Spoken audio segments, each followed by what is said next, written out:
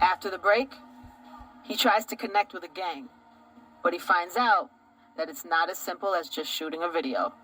And I'm like, yo, bro, listen, you're not Crip. The whole run into the Bloods or Treyway or all that other stuff was almost like a rebellious move. Yo, Blood, when I see you over my 31, you heard? That's when we return.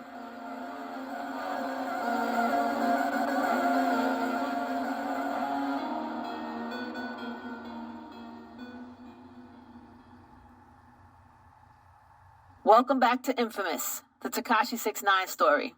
I'm Angie Martinez.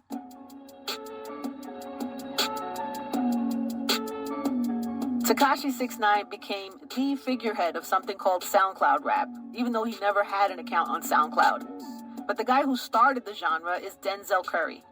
He's a rapper from South Florida. Denzel started out as part of the Crew Raider clan when he was still in high school. After a few years, he started making music on his own. That was when Alphonse Pierre, a rap critic at Pitchfork, really got into him. This song goes out to the motherfucking cops and to the police. I thought it was just something I had never heard before. And this music was taking elements that were old and almost making them new. It was very dark, and when you're like 16 years old, you're into like the darkest things possible, and you basically just want the grittiest, the grimiest thing you could possibly find, things that it probably would shock, like if your parent walked into your room and saw what you were watching and be like, what the hell are you watching? That's what you want when you're 16 years old, and that's what Raider Clan, Denzel Curry, and that whole scene brought. Denzel was uploading his music onto SoundCloud. No labels, no execs, or anybody could stop him. In 2013, Denzel put out a song called Threats that would spark a movement. The movement would become known as SoundCloud rap, and Threats was its ground zero. It starts off with the Ronnie J beat, and over the Ronnie J beat is a helicopter that almost sounds like there's a SWAT team descending into like a trap house or something. And as soon as the beat drops, Denzel's is almost in a near scream. How he ends every word is almost just like he's spitting onto the mic.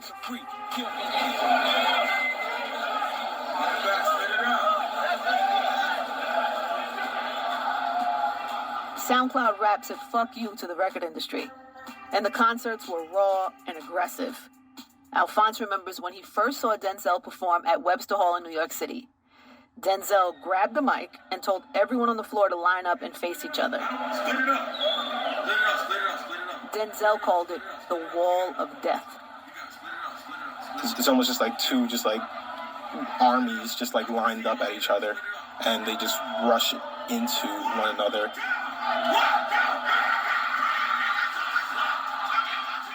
And basically, once they do that, they just start moshing all together, banging into each other. I'd never been in a mosh pit before that.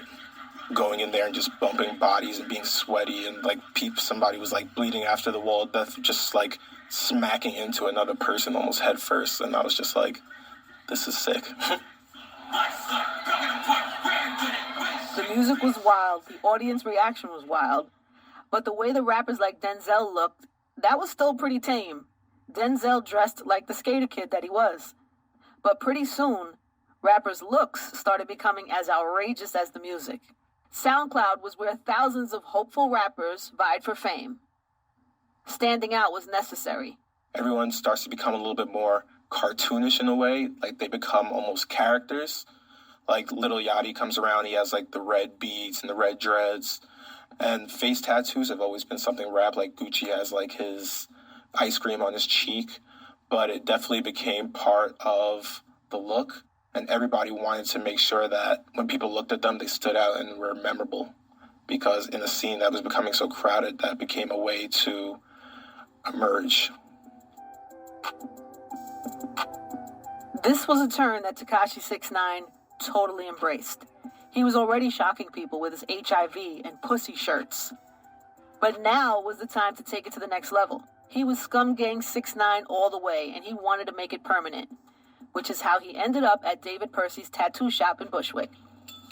So he wanted 6ix9ine tattoos on his arm, like on his forearm on the bottom part. And I was like, listen, you don't want to do that. That's too close to your hands. That's something visible. And I think it was like 45 minutes of me trying to convince him not to do it. And one of my artists, that was the artist that actually did it. And he was just set. Like, he's like, no, this is what I'm doing. I said, okay. And we wound up doing the first couple of 6ix9ines that went on his arm. Eventually, he got 6ix9ine tattoos all over his body, more than 200 of them, up and down his arms, his hands, his neck. There's a huge one that covers up half his chest, another one just as big on his stomach, and most famously, right on his forehead, 6ix9ine in Gothic script.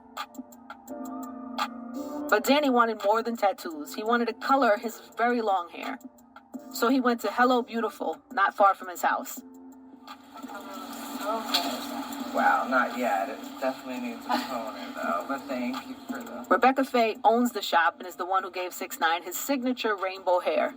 She still calls herself 6ix9ine's weird Jewish mama. He's gonna have a matzo ball posse.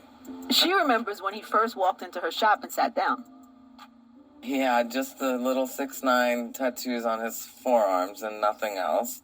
He had some gold fangs, and he wanted his hair light purple to light green, like a mint green.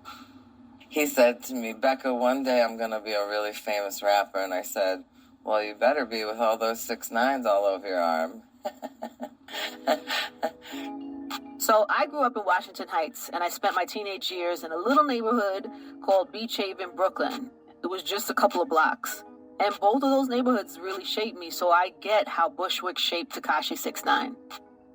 Bushwick gave him the people who helped him create a sound. It gave him his tattoos. It even gave him his Technicolor hair. But like a lot of New York, Bushwick is changing fast. 6ix9ine and his crew responded by making a video called Scum Life, which was basically a middle finger to the way Bushwick was gentrifying. Justin Rose was at the shoot. When they were doing Scum Life, I just remember seeing, like, they invited everybody to the block, which I thought was, like, kind of crazy because it was really his block. But he invited all these kids to the block. That shit was packed. These were the kids who really lived in these houses, who really grew up on the block, not the ones who were moving in for cheaper rent and working in Manhattan. Here we go. A lot of those kids were just hood kids. And mind you, Bushwick is being, gentrified crazy, especially at that time. So it's being so gentrified. So you got this kid that's just like so wild, almost like spitting in the face of that type of shit. You know what I'm saying? I felt like it was like a lot of kids from the hood that was just so excited to have that type of energy in their hood. And lording over it all was Tekashi. His rapping was now more forceful, bordering on a scream. Okay, you gonna be home tonight, nigga.